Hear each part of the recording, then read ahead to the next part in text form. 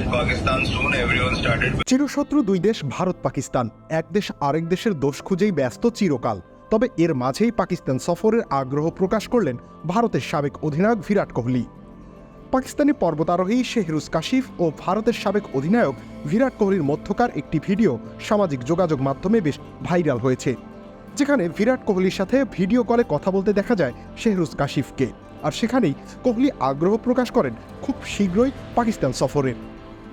বিরাট কোহলির ভক্ত ছড়িয়ে আছে পুরো পাকিস্তান জুড়ে। ভারতের বিপক্ষে থাকলেও কোহলিকে আদর্শ মনে করেন পাকিস্তানের অসংখ্য মানুষজন। তাছাড়া এখন আন্তর্জাতিক দলগুলোও খেলতে যাচ্ছে পাকিস্তানে, তাই তো আগ্রহ বেড়েছে কোহলিরও।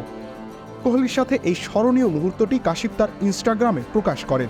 কাশিফ তার একটি পোস্টে কোহলির সাথে সাক্ষাতের রহস্য প্রকাশ করেন। সেখানে তিনি লেখেন, 2022 সালে আমি নেপালে ঘুরতে গিয়েছিলাম। সেখানে একজন ভারতীয় আমার কাজের বেশ প্রশংসা করেন। তিনি এটাও বলেন, ভারতীয় ক্রিকেট দলের সাথে তার ভালো যোগাযোগ রয়েছে।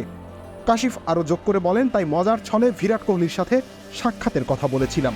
আশ্চর্যজনকভাবে তিনি সেই ব্যবস্থা করে দেন, আর আমিও সুবর্ণ সুযোগটা পেয়ে যাই। একজন পাকিস্তানি হিসেবে আমি মনে করি বিরাট কোহলি বিশ্বের অন্যতম সেরা ব্যাটারদের একজন।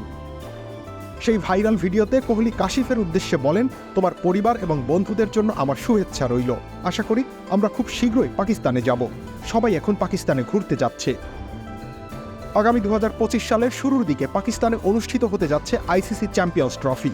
সেখানে দেখা মিলবে অস্ট্রেলিয়া, ইংল্যান্ড সহ আরও অনেক দেশের বিখ্যাত সব ক্রিকেটারদের।